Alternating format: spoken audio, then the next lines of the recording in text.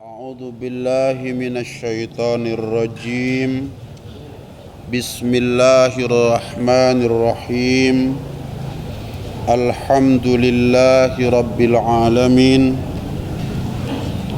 Wassalatu wassalamu ala asyrafil anbiya'i wal mursalin sayyidina wa habibina wa syafi'ina wa maulana Muhammadin sallallahu alaihi wasallam wa ala alihi wa ashabihi wa tabi'ina lahum bi ihsanin ila yaumiddin, amma ba'du. Ketua DKM Masjid Al-Hidayah dan seluruh jajaran pengurus yang lainnya, para alim ulama, para asatid wal asatidah, para orang tua, jamaah salat subuh dan kajian subuh rahimakumullah. Dari lubuk hati kita yang paling dalam, terlebih dahulu marilah kita bersama-sama memanjatkan puji serta syukur kehadirat Allah Subhanahu wa ta'ala atas anugerah agung, anugerah besar yang saat ini oleh Allah Subhanahu wa ta'ala diberikan kepada kita. Apakah anugerah agung, anugerah besar itu? Anugerah berupa hidayatut taufik. Apa? Hidayatut taufik. Hidayah yang paling tinggi, hidayah yang paling luhur, hidayah yang kita minta kepada Allah Subhanahu wa ta'ala dalam 1 kali 24 jam adalah 17 kali. Hidayah inilah yang kita minta kepada Allah Subhanahu wa ta'ala. Apakah hidayatut taufik itu hidayah di mana kita bisa taat kepada Allah Subhanahu wa ta'ala? Dengan hidayatut taufik kita bisa beribadah kepada Allah Subhanahu wa ta'ala.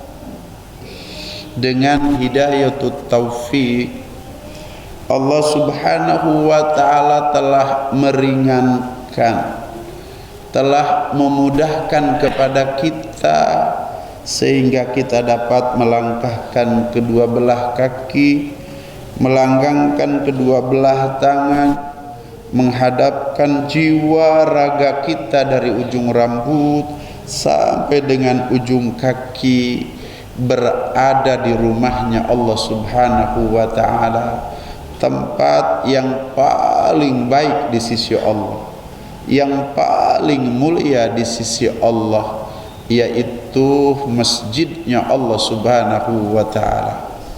Rasulullah sallallahu alaihi wasallam bersabda dalam salah satu hadisnya, khairul biqa masajiduha.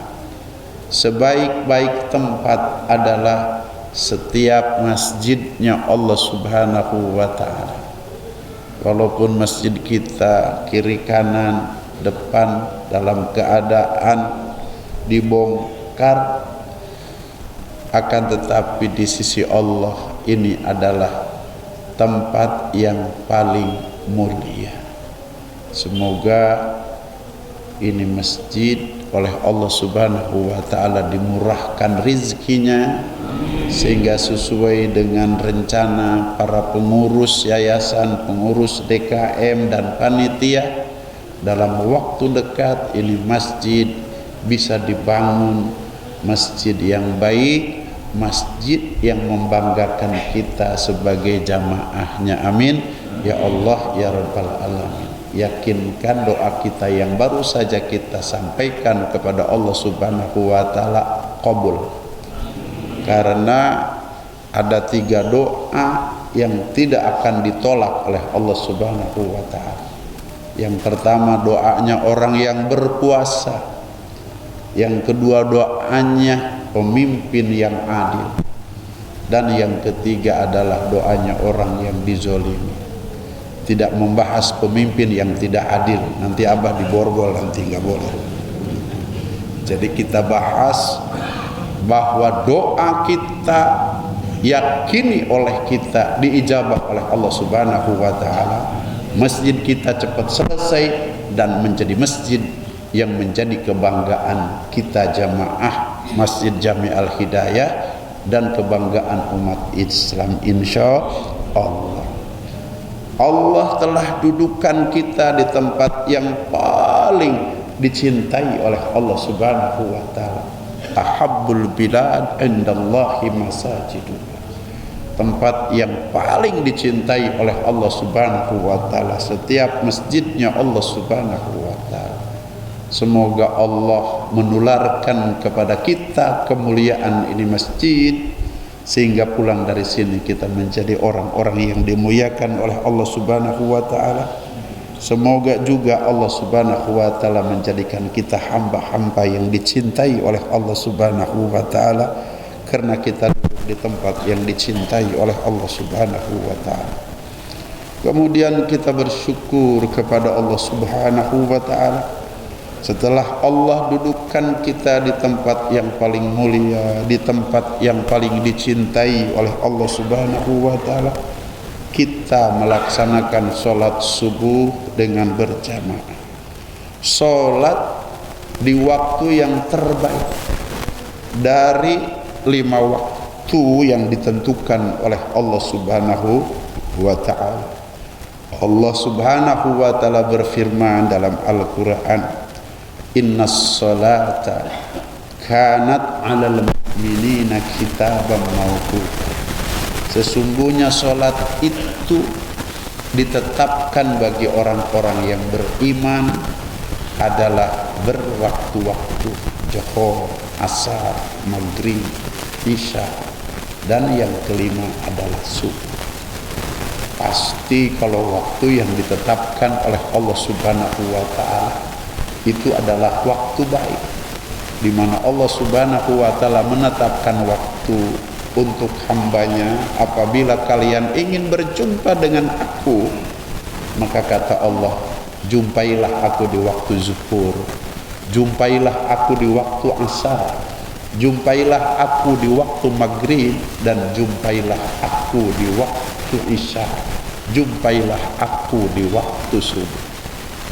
Akan tetapi dari 5 waktu yang ditetapkan oleh Allah Subhanahu wa Ta'ala, waktu-waktu untuk berjumpa kita dengan Allah Subhanahu wa Ta'ala adalah waktu subuh. Saking hebatnya waktu subuh, saking mulianya waktu subuh, saking istimewanya waktu subuh, rakaat sholatnya paling sedikit, akan tetapi pahalanya paling besar. 2 rakaat sholat sebelum sholat subuh, Allah berikan pahala lebih besar lagi daripada dunia dan seisinya. Rakaatil fajri khairun minad dunya wa ma fiha. Apakah lagi sholat subuhnya? Walaupun rakaatnya paling kecil, barang siapa yang sholat subuh dengan berjamaah, Allah Subhanahu wa Ta'ala berikan pahala seolah-olah semalam sholat semalam suntuk. Sholat semalam suntuk itu setengah hari. Setengah hari itu kalau 1 hari 24 jam, berarti kita sholat tidak berhenti dalam waktu 12 jam. Kemudian setiap kali sholat di luar bulan Ramadan itu dibalas dengan 10 kali lipat. Jadi 2 rakaat dibalas dengan 20 rakaat. Man jaa bil hasanati falahu asyru amsal. Jadi 1 rakaat dibalas 10 rakaat. 2 rakaat berarti dibalas dengan 20 rakaat. Kemudian seolah-olah sholat semalam suntuk. Kemudian sholatnya di bulan Ramadan. Setiap amalan wajib dilipat gandakan menjadi 70 kali lipat. Setiap amalan sunnah dibalas dengan amalan wajib. Ini sudah susah untuk dihitung oleh kalkulator. Begitu kalau hitungannya setiap 1 dibalas 10, berarti kita sholat seolah-olah 20 rakaat. Kemudian karena sholat kita di bulan Ramadan, karena sholat subuh seolah-olah sholat semalam suntuk. Dikalikan saja, kalau setiap 5 menit itu adalah 1 kali sholat, kemudian dikalikan 12, setelah 12 dikalikan 70. Kalau tidak salah, andai tidak dikali 20 saja, itu akan menjadi seolah-olah sholat 35 hari. 35 hari kali 20 berapa? Berapa? 70 hari. Jadi sholat subuh yang baru saja kita dirikan seolah-olah sholat 70 hari.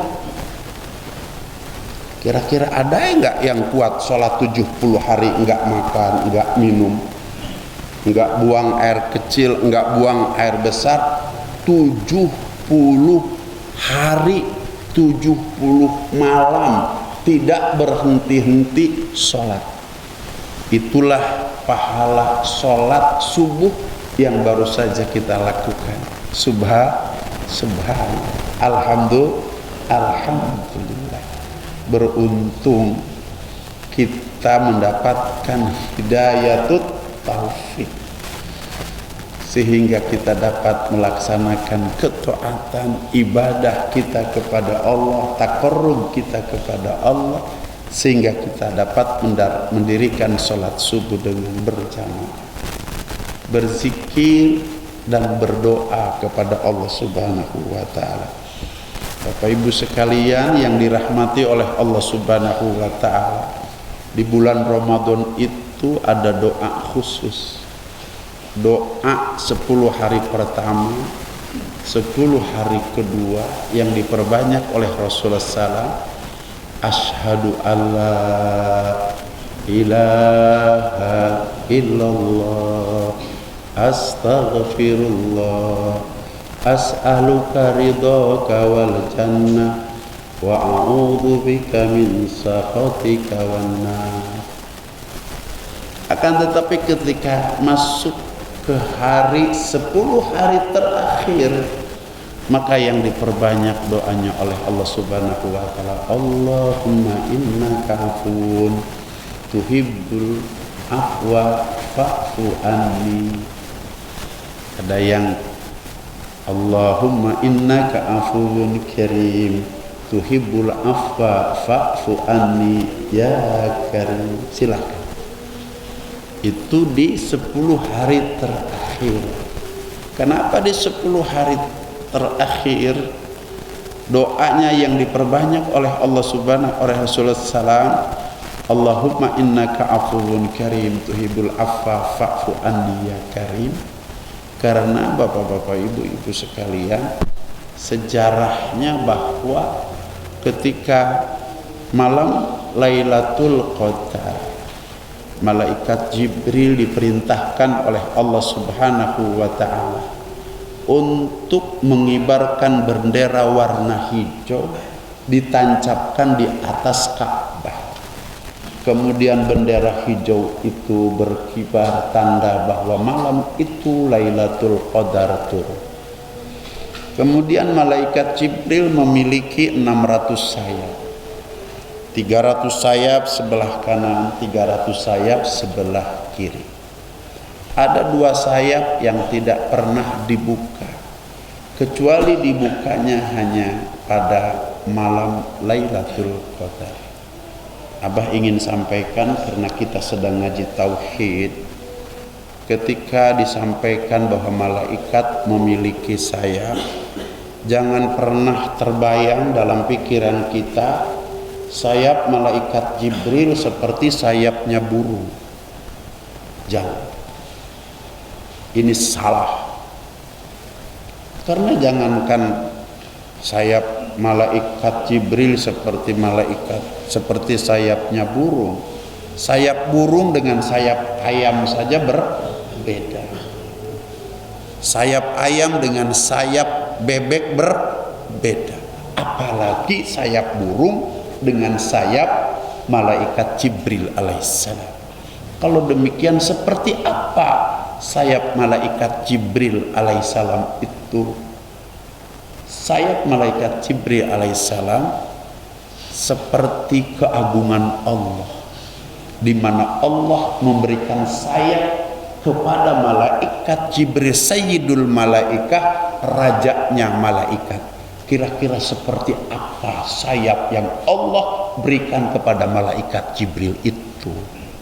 Jadi berbeda dengan sayap-sayap yang kita saksikan dari binatang-binatang yang ada di alam dunia ini. Saking hebatnya sayap malaikat Jibril, 2 sayap saja yang tidak pernah dibuka kecuali dibuka pada malam Lailatul Qadar. Ketika oleh malaikat Jibril dibuka, alam jagat raya ini tertutup. Sehingga dengan tertutupnya oleh 2 sayap malaikat Jibril alaihissalam, maka dunia ini menjadi teduh. Dunia ini menjadi damai. Bahkan angin tidak tembus. Oleh karenanya ulama menyampaikan kepada kita tanda-tanda daripada datangnya Lailatul Qadar manakala dunia ini terasa teduh, manakala dunia ini terasa damai, manakala dunia ini tidak terasa ada angin terhembus, akan tetapi tidak gerah, maka itu tanda-tanda datangnya Lailatul Qadar. Mudah-mudahan tanda ini dapat dirasakan oleh kita, karena orang yang tidak akan mendapatkan Lailatul Qadar tidak akan merasakan ketika tanda itu. Bagaimana mungkin bisa merasakan ketika tanda itu tidak iktikaf dalam masjid, tidurnya di rumah, kemudian Lailatul Qadar lewat dengan tanda teduh, dengan tanda damai, dengan tanda di mana tidak ada angin. Orang tidur di rumah gimana dapat merasakan?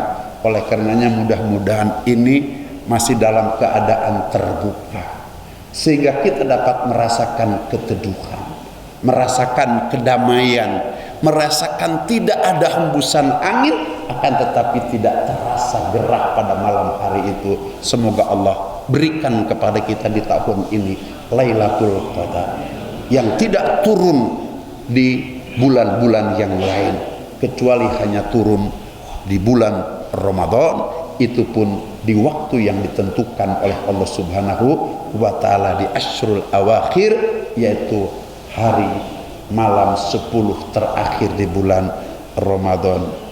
Kemudian malaikat Jibril turun ke alam dunia. Dijelaskan oleh Allah Subhanahu wa taala dalam Al-Qur'an, tanazzalul malaikatu warruhu fiha biidzni rabbihim min kulli. Malaikat turun, warruh, ruh dimaksud di situ adalah ruhul amin. Siapakah ruhul amin itu? Ruhul amin itu adalah gelar bagi malaikat Jibril alaihissalam, malaikat Jibril itu memiliki gelar Ruhul Amin.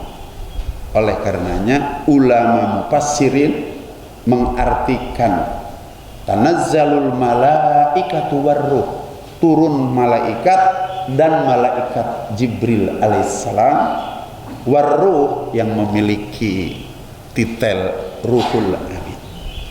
Pada saat malaikat Jibril dan malaikat-malaikat yang lain turun ke alam dunia, kemudian malaikat-malaikat itu dipandu oleh malaikat Jibril alaihissalam. Dalam hadis yang panjang Rasulullah sallallahu alaihi wasallam menyampaikan di mana malaikat Jibril memberikan panduan kepada malaikat-malaikat yang lain. Kata malaikat Jibril alaihissalam, bertebaranlah kalian pada malam hari ini mencari hamba-hamba Allah dari umat Muhammad yang berdiri sholat, duduk berzikir, mengangkat kedua belah tangan, berdoa kepada Allah subhanahu wa ta'ala. Bapak ibu sekalian yang dirahmati oleh Allah subhanahu wa ta'ala, dalam satu hadis disampaikan, man qoma lailatal qadri imanan wa ihtisaban ghufira lahu ma taqaddama min dambi. Barang siapa sholat 2 rakaat malam Lailatul Qadar dengan dasar iman dan mengharapkan pahala daripada Allah subhanahu wa ta'ala, kira-kira sholat 2 rakaat itu berapa menit? Katakanlah 5 menit. Kemudian berzikir kepada Allah, karena malaikat disuruh oleh Allah subhanahu wa ta'ala untuk datang kepada mereka yang kiamat, berdiri sholat Lailatul Qadar 2 rakaat, waku'udan dan duduk sedang berzikir kepada Allah subhanahu wa ta'ala. Kemudian yang ketiga berdoa kepada Allah subhanahu wa ta'ala. Kalau kita coba hitung, sholatnya 5 menit, zikirnya 5 menit, doanya 5 menit. Jadi hanya memerlukan waktu 15 menit. Akan tetapi yang 15 menit itu karena bertepatan dengan turun Lailatul Qadar, Allah memberikan pahala seolah-olah ibadah 83 tahun 3 bulan. Subhanallah. Tapi jangan begini bapak-bapak, ibu-ibu sekalian, saya sudah dapat Lailatul Qadar, sudah punya investasi amal ibadah 83 tahun 3 bulan, nggak usah ke masjid lagi saya. Nggak boleh begitu, tidak boleh begitu, karena kita memiliki kewajiban-kewajiban. Ini kebaikan daripada Allah subhanahu wa ta'ala. Kita teruskan. Bagaimana Allah tidak berikan kepada kita pahala seolah-olah ibadah 83 tahun 3 bulan? Karena dalam ibadah kita Allah subhanahu wa ta'ala melibatkan malaikat Ruhul Amin, malaikat Jibril, melibatkan para malaikat. Karena ketika para malaikat dipandu oleh malaikat Jibril alaihissalam, bertebaran kalian, cari setiap hamba Allah dari umat Muhammad yang berdiri sholat Lailatul Qadar, yang duduk berzikir, duduk mengangkat kedua belah tangan berdoa, maka kalian salam kepada mereka, bayangkan, dan kalian musafahah dengan mereka, dan kalian jangan pergi, kata malaikat Jibril alaihissalam, sebelum mengaminkan doa-doa mereka. Jadi doa orang yang berdiri sholat berzikir di malam Lailatul Qadar diaminkan oleh para malaikat. Kira-kira kalau doa kita yang aminnya malaikat, subhanallah, pasti dikabulkan oleh Allah subhanahu wa ta'ala. Kemudian malaikat-malaikat itu kembali setelah melihat dengan seksama setiap hamba Allah subhanahu wa ta'ala dari umat Muhammad Rasulullah sallallahu alaihi wasallam menuju kepada malaikat Jibril salam. Mereka laporan kepada malaikat Jibril alaihissalam, wahai malaikat Jibril, aku telah bertebaran di muka bumi, aku telah melihat dengan sesama daripada hamba-hamba Allah subhanahu wa ta'ala umat Muhammad Mereka telah berdiri sholat, tunduk berzikir, kemudian mereka berdoa kepada Allah Subhanahu wa Ta'ala. Kami telah salam kepada mereka, telah musafah kepada mereka, dan kami telah aminkan doa-doa mereka. Kata para malaikat, apa yang Allah akan berikan kepada mereka? Kata malaikat Jibril, Allah telah memandang mereka dengan penuh kasih dan sayang. Allah afa anhum, telah memaafkan setiap dosa-dosa mereka. Ini luar biasa. Oleh karenanya doanya Allahumma innaka afuwun karim. Kalau sejak sekarang kita berdoa Allahumma innaka afuwun karim, karena afunya Allah akan Allah berikan di malam Lailatul Qadar itu, yakinkan kita di tahun ini mendapatkan Lailatul Qadar, asal dengan syarat seperti Rasulullah Shallallahu Alaihi Wasallam di 10 hari terakhir berpindah dari kamarnya ke dalam masjid, sudah tidak lagi menginjakkan kakinya ke tanah. Bahkan andai istrinya ingin berjumpa dengan Rasulullah SAW, Rasulullah menjulurkan kepalanya untuk disisir oleh istrinya Siti Aisyah. Jadi bapak kalau ingin dapat Lailatul Qadar 10 hari 10 malam tinggal di sini. Kalau istri rindu, telepon saja, mama bawa sisir ke masjid, biar papa nanti seperti Rasulullah SAW dijulurkan kepalanya keluar masjid ke jendela masjid, biar mama sisir rambut papa. Subhan. Kalau demikian insya Allah kita semuanya keluarga besar Masjid Jami' Al Hidayah tahun ini mendapatkan Lailatul Qadar. Bapak Ibu sekalian yang dirahmati oleh Allah Subhanahu wa Ta'ala, ini kenapa Abah sampaikan cerita ini?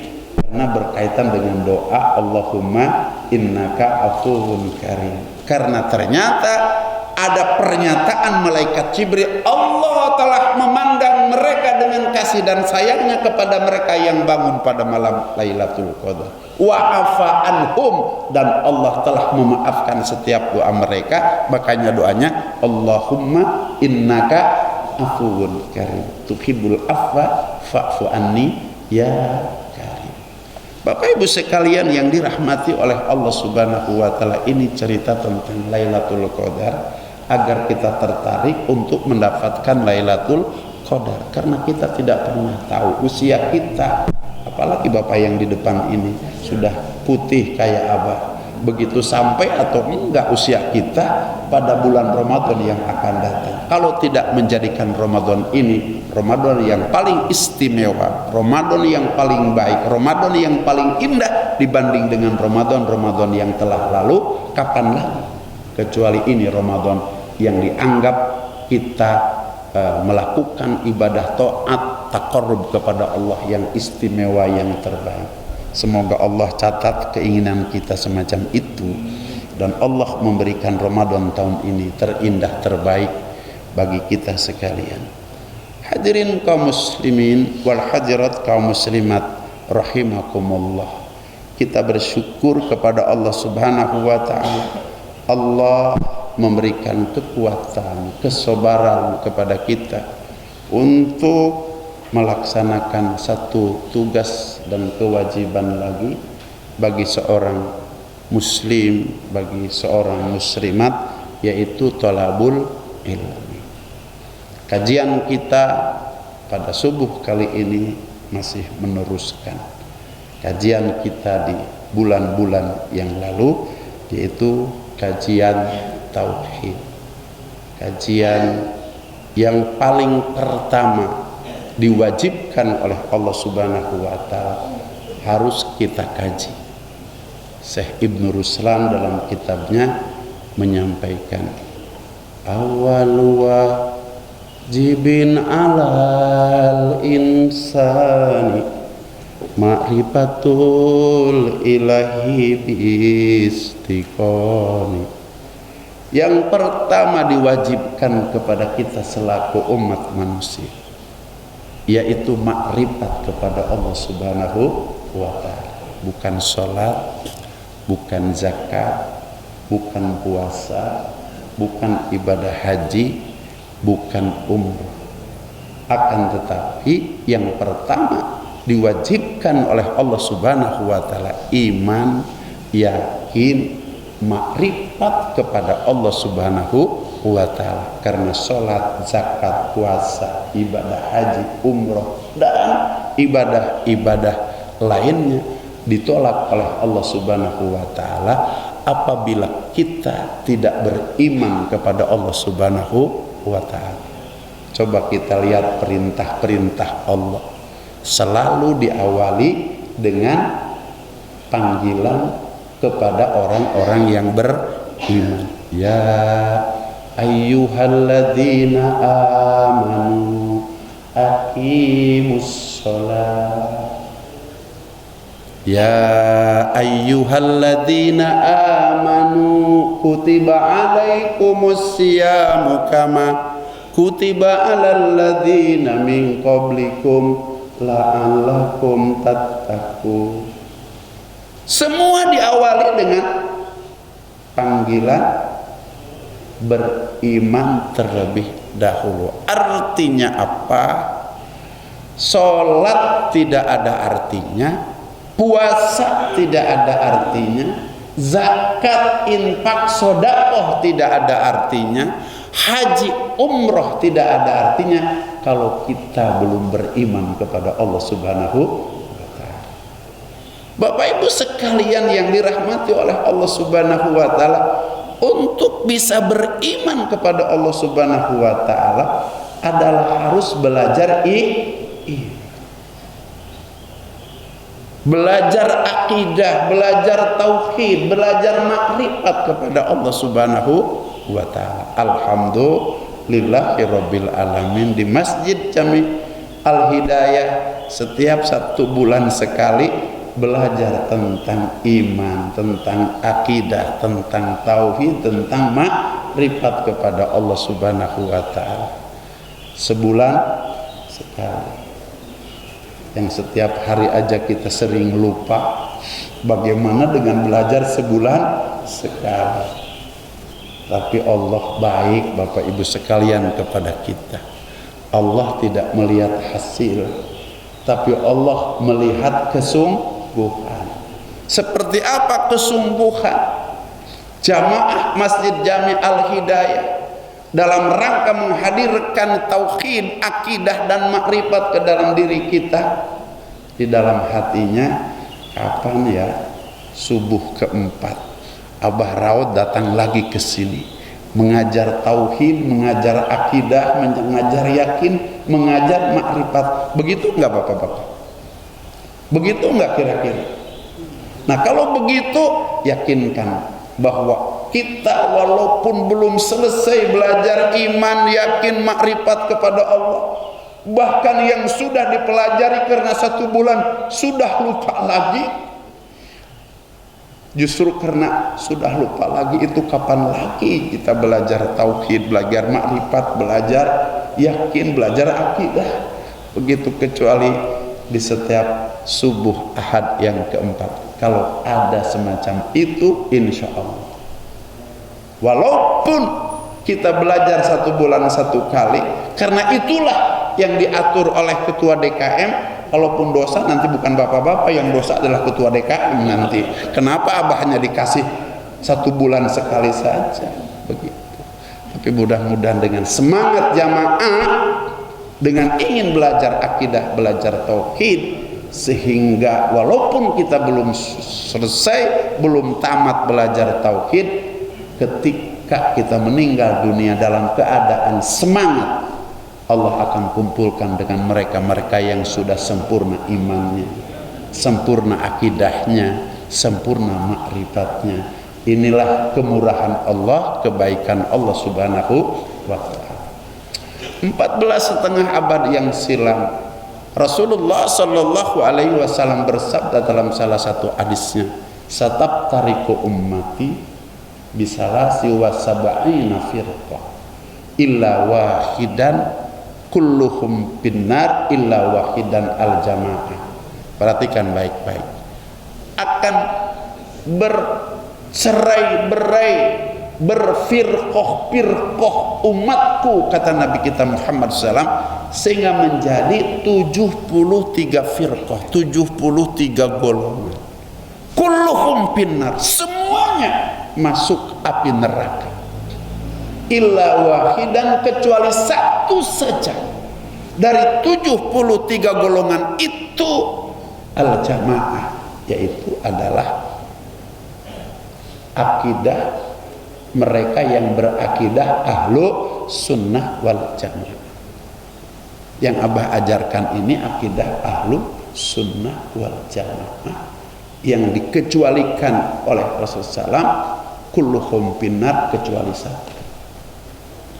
Akidah itu Bapak Ibu sekalian dibagi kepada 3 bagian. Menurut pandangan akidah ahlus sunnah wal jamaah, yang pertama yang disebut dengan akidah jabariyah. Jadi Abah ulangi ya, takut lupa. Yang kedua yang disebut dengan akidah qadariyah.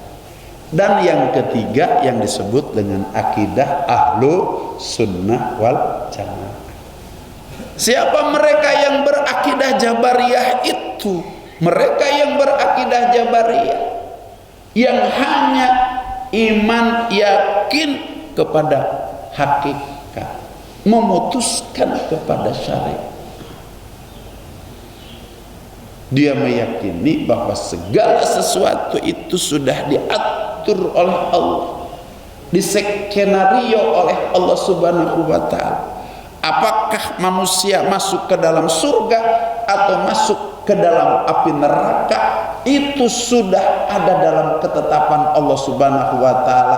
Ngapain kita melakukan sesuatu capek-capek? Tunggu saja keputusan Allah Subhanahu wa Ta'ala kepada kita, memutuskan syariat. Ini akidahnya mereka yang disebut dengan akidah jabariyah. Kemudian yang kedua akidah qadariyah, bukan qadiriyah. Kalau qadariyah akidah, kalau qadiriyah itu thariqah. Abah dulu sudah pernah sampaikan, jangan salah sebut, bukan qadiriyah tapi qadariyah. Apakah akidah qadariyah itu? Akidah qadariyah itu adalah mereka yang berakidah hanya menekankan, menyandarkan kepada syariat, memutuskan kepada hakikat, sebaliknya daripada mereka yang berakidah jabari. Kalau saya nggak kerja nggak dapat gaji, kalau saya nggak dagang nggak punya uang, kalau saya nggak bercocok tanam nggak punya beras, enggak punya sayur. Akhirnya akidah semacam ini sampai kepada istri kita. Kalau bapak kamu enggak kerja, kamu enggak makan, enggak sekolah. Ini bahaya. Menghilangkan Allah Subhanahu wa Ta'ala. Akidah yang ketiga adalah akidah ahlu sunnah wal jamaah, yang menggabungkan antara akidah jabariyah dan akidah qadariyah, yang mengkorelasikan, mengkolaborasikan antara akidah jabariyah dan akidah qadariyah. Orang yang berakidah ahlus sunnah wal jamaah, ia sungguh-sungguh melaksanakan syariat. Akan tetapi Bapak Ibu sekalian, ketika berhasil tidak pernah diakui bahwa itu adalah hasil dirinya, akan tetapi diakuinya hakikatnya adalah Allah Subhanahu wa Ta'ala. Orang yang berbicara semacam ini adalah ciri orang yang berakidah ahlu sunnah wal jamaah. Dia sungguh-sungguh melaksanakan syariat. akan tetapi gagal. Tidak menyalahkan orang lain, apakah lagi menyalahkan Allah Subhanahu wa ta'ala, tapi ia mengintrospeksi kepada dirinya. Jangan-jangan walaupun saya sudah sungguh-sungguh melakukan syariat, kenapa tidak berhasil? Bukan salah orang, apalagi salah Allah. Saya yang salah. Barangkali ada sesuatu yang terselip daripada persyaratan untuk mendapatkan qabul ijabah daripada Allah Subhanahu wa ta'ala yang saya tidak lakukan. Di antaranya sesuatu yang tidak akan mendapatkan sesuatu yang diterima oleh Allah Subhanahu wa ta'ala kalau makanan kita, minuman kita dari makanan dan minuman yang haram. Dijelaskan oleh baginda besar Muhammad sallallahu alaihi wasallam bagaimana Allah Subhanahu wa ta'ala akan mengijabah sementara minumannya haram, makanannya haram, pakaiannya haram, dikenyangkan dari berbagai macam yang haram-haram. Fa anna yustajabu, bagaimana Allah akan menyampaikan ijabahnya kepada mereka? Oleh karenanya introspeksi pada saat kegagalan ini adalah merupakan akhlak mereka yang berakidah ahlu sunnah wal jamaah. Oleh karenanya kalau kita berakidah ahlu sunnah wal jamaah ini tidak pernah menyebut gara-gara kamu nih, gara-gara si anu nih, tidak. Akan tetapi dia akan menyatakan gara-gara saya, bukan gara-gara kamu, bukan gara-gara fulan bin fulan. Ketika ini yang dilakukan, maka ia akan terus menerus menyempurnakan syariat, menyempurnakan amalan, sehingga syariat dan amalan itu sampai kepada saatnya diijabah oleh Allah Subhanahu wa ta'ala. Akidah ahlus sunnah wal jamaah itu Bapak Ibu sekalian dibagi kepada 3 bagian. Yang pertama yang wajib pada Allah, yang kedua adalah yang mustahil pada Allah, yang ketiga adalah yang jaiz pada Allah. Yang wajib pada Allah jumlahnya ada 20, yang mustahil pada Allah jumlahnya sama ada 20 karena kebalikan daripada yang wajib. Yang jaiz pada Allah jumlahnya ada 1. Yang wajib ada 20, yang mustahil ada 20, yang jaiz ada 1, jumlahnya menjadi 41. Yang kedua, yang wajib pada Rasul. Yang wajib pada Rasul jumlahnya ada 4. Kemudian yang kedua yang mustahil pada Rasul jumlahnya ada 4 karena kebalikan daripada yang wajib. Dan yang jaiz pada Rasul jumlahnya ada 1. 4 yang wajib tambah 4 yang mustahil tambah 1 yang jaiz, jumlahnya ada berapa? Ada 9. Yang wajib pada Allah ada 41. Yang wajib pada Nabi dan para Rasul jumlahnya ada 9. 41 tambah 9 menjadi 50. Maaf terlewat sedikit bahwa akidah ahlus sunnah wal jamaah itu dibagi kepada 2 bagian. Yang pertama akidah uluhiyah atau ilahiyah. Yang kedua akidah nubuwiyah atau nabawiyah. Uluhiyah atau ilahiyah jumlahnya ada 41. Nabawiyah atau nubuwiyah jumlahnya ada 9.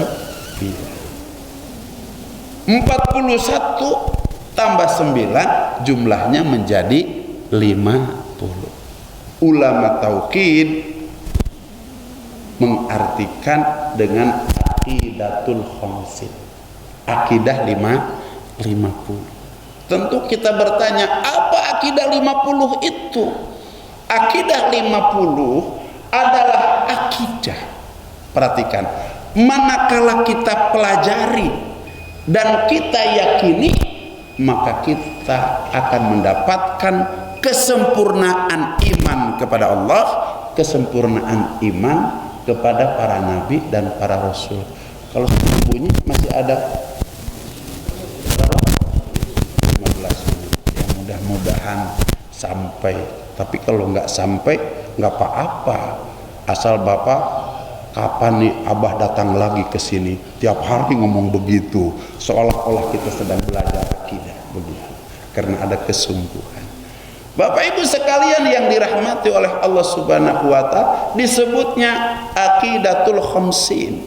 Apakah aqidatul khamsin itu? Aqidatul khamsin manakala kita pelajari dan kita yakin. Awas, di dalam bahasa ilmu tauhid itu ada kata-kata kita pelajari, kita yakin. Artinya apa? Pada saat kita tahu langsung action, tidak ada ditunda-tunda lagi.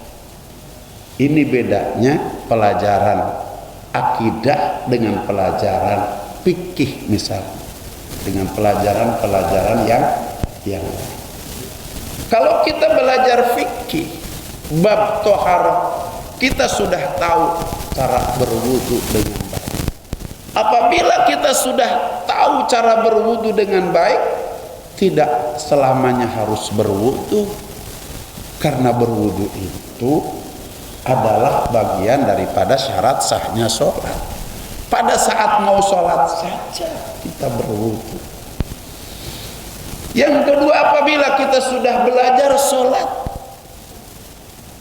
kemudian kita sudah mengetahui kesempurnaan ilmu sholat, tidak harus sholat terus menerus. Kenapa? Sholat kan sudah tahu ilmu sholat. Sholat kan ada waktunya, Johor, asar, maghrib, isya dan subuh.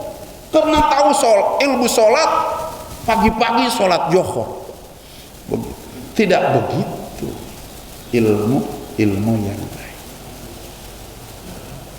Kemudian kita belajar ilmu puasa. Apabila kita sudah sempurna mendapatkan ilmu puasa, tidak lantas kita harus berpuasa. Apakah lagi puasanya itu diwajibkan hanya 1 tahun 1 kali. Akan tetapi ketika kita belajar akidah, belajar tauhid, belajar makrifat, pada saat itu tahu, pada saat itu kita harus yakin dan tidak pernah sedetik pun lepas dari apa yang kita tahu, kemudian yang kita yakini itu. Karena kita tidak pernah tahu kapan Allah Subhanahu wa Ta'ala mencabut usia kita. Pada saat tauhid kita hilang, iman kita hilang, makrifat kita hilang, kemudian Allah pada saat itu cabut ruh kita. Wallahi, kita tidak akan pernah dapat mengucapkan di akhir hayat kita kalimat La ilaha illallah. Karena dalam detik itu memang tauhid kita, makrifat kita, iman yakin kita sedang keluar dalam dada kita. Na'udzubillah summa na'udzubillahi min dzalik. Oleh karenanya berbeda pelajaran tauhid, pelajaran iman, yakin dan makrifat kepada Allah Subhanahu wa Ta'ala dengan pelajaran-pelajaran yang lain. Bapak Ibu sekalian yang dirahmati oleh Allah Subhanahu wa Ta'ala, bahwa yang 20 sifat yang kita dari kecil remaja kita sudah hafal, yaitu wujud, qidam, baqa, mukhalafatul hawadits. Ayo kita bareng-bareng. Wujud, qidam, baqa, mukhalafatul hawadits, qiyamuhu binafsihi, wahdaniyat, qudrat, iradat, ilmu, hayat, sama, basar, kalam, qadiran, muridan, aliman, hayan, sami'an, basiron, mutakahiman. Berapa? 20. Bapak Ibu sekalian, yang 20 itu dibagi kepada 4 bagian. Kalau sudah habis tolong kasih tanda saja. Yang pertama yang disebut dengan sifat nafsiyah. Yang kedua yang disebut dengan sifat salabiyah. Yang ketiga yang disebut dengan sifat ma'ani, dan yang keempat yang disebut dengan sifat maknawiyah. Tidak ada yang kelima, yang keenam. Walaupun belajar di Mekah, di Madinah, di Yaman, di Mesir, tidak ada yang kelima, yang keenam. Jumlahnya, pembagiannya hanya 4. Yang pertama sifat nafsiyah, jumlahnya hanya 1, yaitu sifat wujud saja.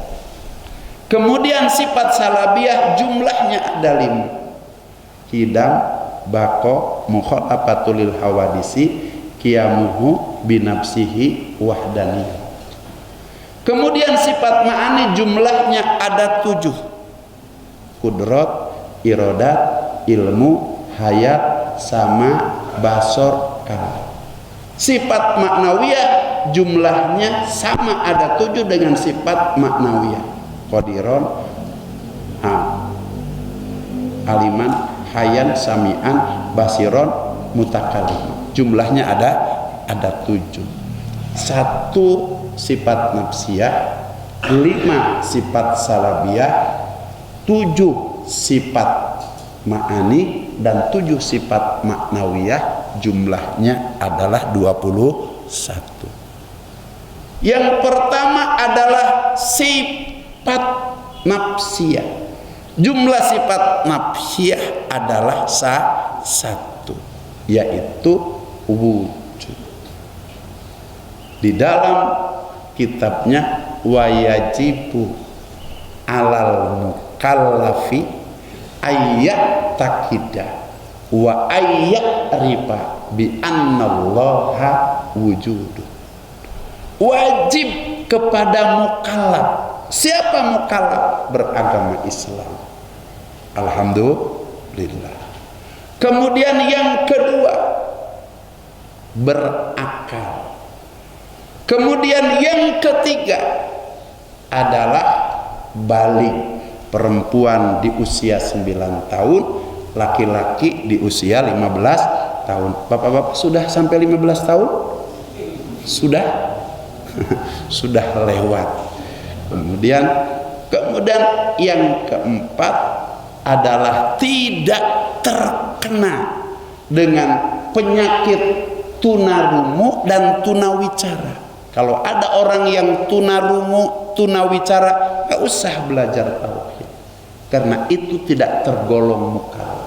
Yang terakhir, yang kelima, sampai risalatul tauhid, risalatul aqidah, risalatul iman, risalatul yakin, risalatul makrifat kepada mereka. Kapan risalatul aqidah, risalatul tauhid, risalatul iman, makrifat datang kepada kita? Subuh kali ini.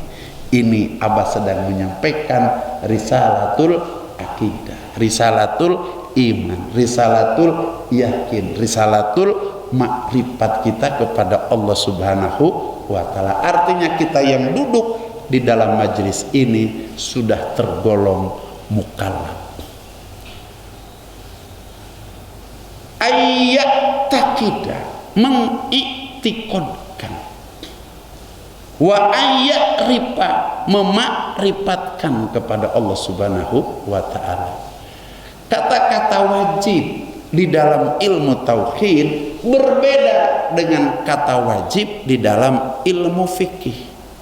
Kalau kata wajib dalam ilmu fikih itu hanya 1 maknanya, ma yusabu ala fa'lihi wa yu'aqabu ala tarkihi.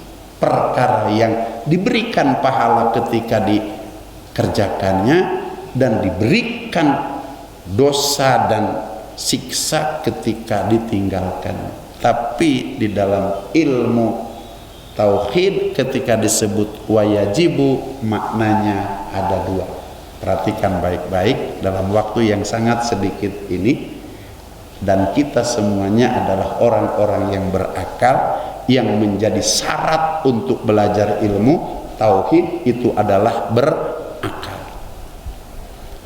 Wa yajibu di sini pertama wajib indal akli. Wajib menurut akal. Pertama, Allah telah memberikan kepada kita yang disebut dengan hissi. Hissi itu mata, bisa membedakan semua rupa. Hissi yang kedua telinga, dapat membedakan semua suara. Hissi yang ketiga adalah hidung, dapat membedakan setiap wangi, setiap bau. Hissi yang keempat adalah lidah, dapat membedakan setiap rasa, sehingga 1001 rasa yang ada di alam dunia dapat dirasakan oleh lidah. Ini yang disebut dengan anugerah hissi yang datang daripada Allah Subhanahu wa ta'ala. Di atas hissi ada akal. Di atas hissi ada akal. Walaupun kita diberikan panca indera dari ujung rambut sampai dengan ujung kaki, kalau akal ini tidak ada dalam diri kita, maka berbahaya. Apa itu akal? Jangan-jangan kita sudah lama bisa mengatakan akal, tapi arti akal itu sendiri kita tidak tahu. Kata ulama, mahwal aqlu, al-aqlu huwa sirrul ruhan. Akal itu sesuatu yang jauh lebih lembut daripada ruh.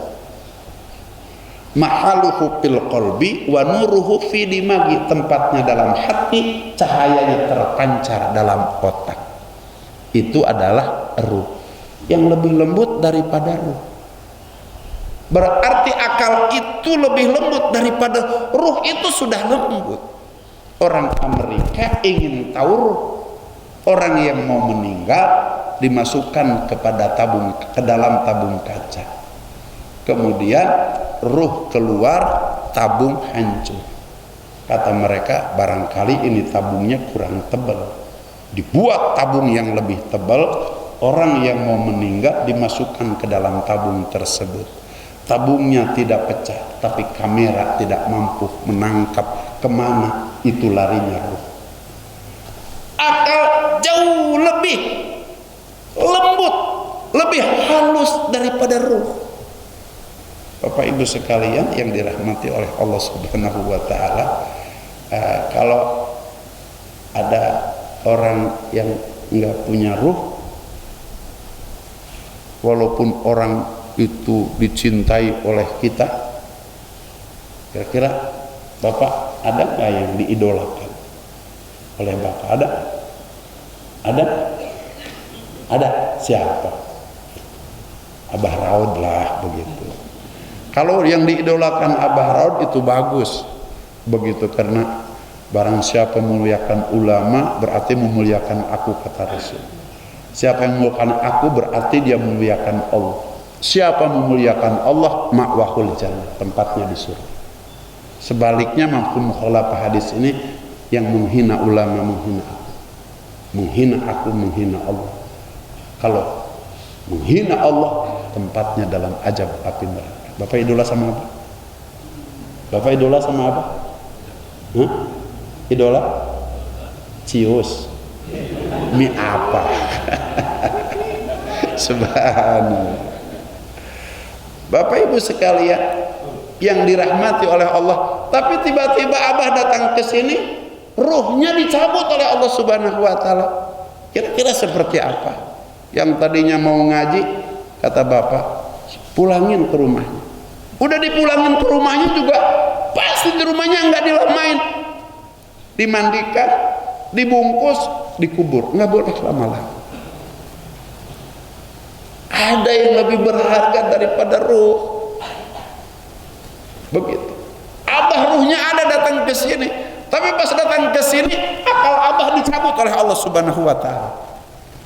Pas datang ke sini mestinya ngaji tauhid, Abah kalah mainin mic. Malah lari-lari ke sana kemari. Kata Abah kunon jadi gelonya gitu.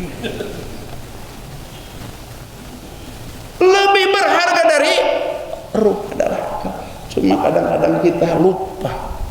Lama dikasih ruh oleh Allah, nggak ingat kepada zat yang mengasih ruh kepada kita.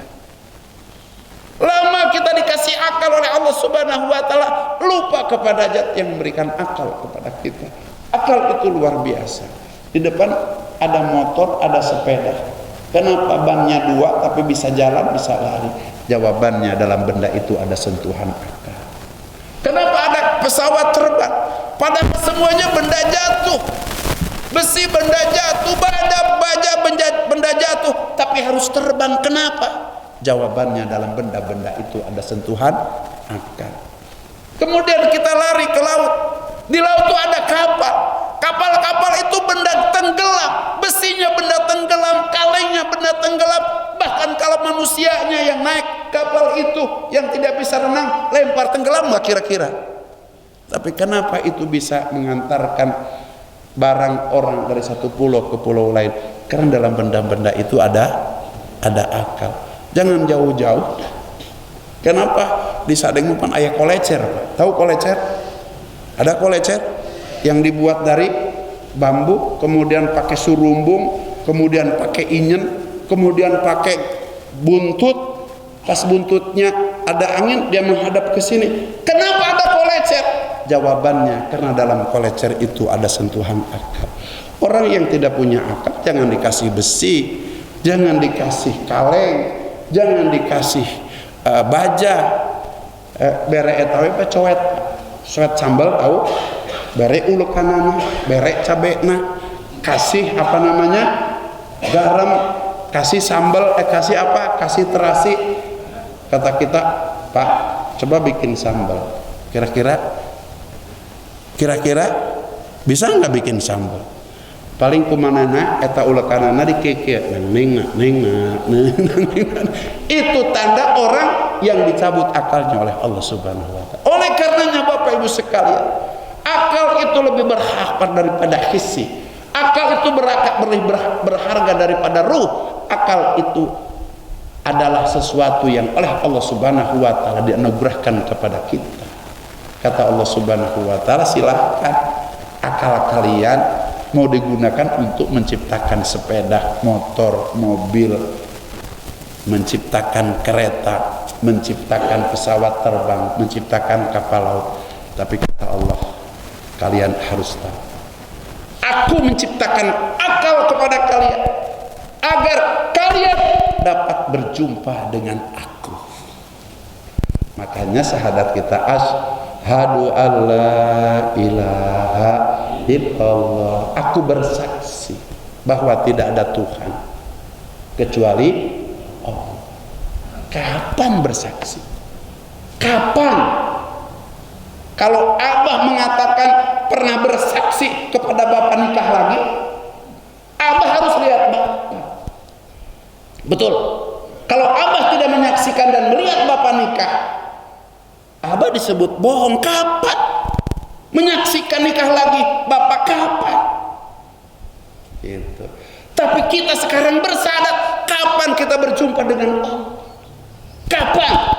Ayo, ada yang gak berjumpa dengan Allah, ada yang gak pernah melihat Allah, ada yang pernah megang Allah? Tidak ada. Tapi karena kita dikasih akal oleh Allah Subhanahu wa Ta'ala, dengan melihat alam semesta, kita ngaji wujud ini, dengan melihat seluruh ciptaan-ciptaan Allah Subhanahu wa Ta'ala, bahkan dengan melihat diri kita sendiri. Man arrafa nafsahu faqad arrafa rabbuh. Seolah-olah kita dapat melihat Allah. Makanya kita dapat bersaksi asyhadu alla ilaha illallah. Yang bersaksi bukan mata kita, telinga kita, bibir kita, lisan kita. Mata kita tuh hanya punya kemampuan melihat yang membedakan rupa. Telinga kita tuh hanya punya kemampuan membedakan suara. Hidung kita tuh hanya mampu membedakan setiap wangi dan bau. Lidah kita tuh hanya dapat membedakan antara rasa, ini asin, ini manis, ini pahit. Tapi otak kita dapat menembus semuanya itu, sehingga kita dapat berjumpa dengan otak kita dengan Allah Subhanahu wa Ta'ala. Oleh karenanya wajibu bihaqqihi ta'ala, wajib yang pertama di sana adalah indal akli.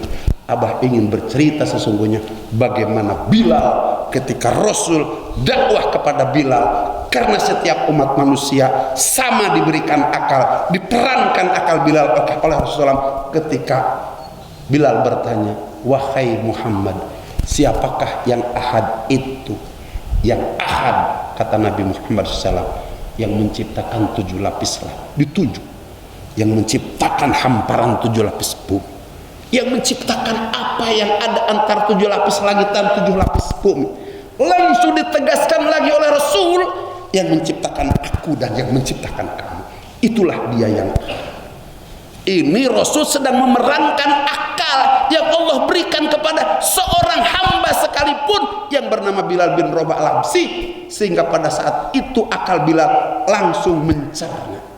Yang tadinya dia putarkan penggilingan gandum, ya Lata, ya Uzza, ya Hubal, ya Manat, kepada keyakinan yang diajarkan oleh nenek moyang mereka, sehingga ketika datang, karena Nabi tahu dalam diri Bilal ada akal, diperankan akal Bilal, terbayang oleh Bilal, benar yang ahad itu yang menciptakan 7 lapis langit, menciptakan 7 lapis bumi, menciptakan apa yang ada antara 7 lapis langit dan 7 lapis bumi, yang menciptakan aku, kata Bilal. Karena yang dia sebut Lata, Uzza, Manat, Hubal dalam berupa patung, boro-boro menciptakan 7 lapis langit, 7 lapis bumi, ada lalat nempel di hidungnya, nggak bisa dihilangi, betul nggak bisa. Oh, yang benar ini karena Nabi kita Muhammad SAW memerankan akal kita. Nah, ngaji tauhid ini diawali dengan ngaji akal terlebih dahulu, baru wajib yang kedua indas syar'i.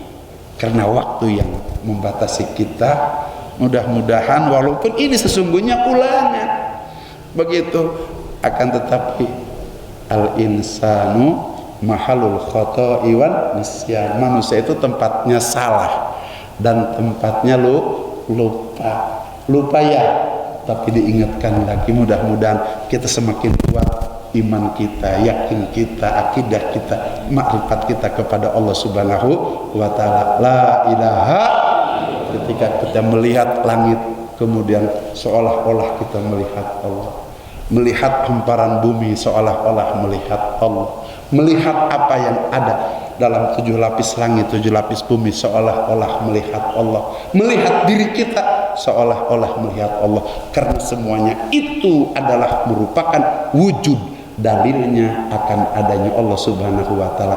Ini baru 25% berbicara tentang sifat wujudnya Allah Subhanahu wa ta'ala. Hadanallahu wa iyyakum ajmain wa adkhalana fi zumratil muwahhidin fi jannatin na'im. Aqulu qali hadza fastaghfiruhu innahu wal ghafurur rahim. Subhanallahi wa bihamdihi, subhanakallah bihamdika, asyhadu an la ilaha illa anta, astaghfiruka wa atubu ilaik. Subhana rabbika rabbil izzati amma yasifun, wassalamun ala mursalin, walhamdulillahi rabbil alamin. Pak, Ibu, sekarang ini puasa kita diterima, sholat kita diterima, zakat kita diterima, sedekah kita diterima, karena kita sudah punya iman kepada Allah Subhanahu wa ta'ala walaupun belum sempurna.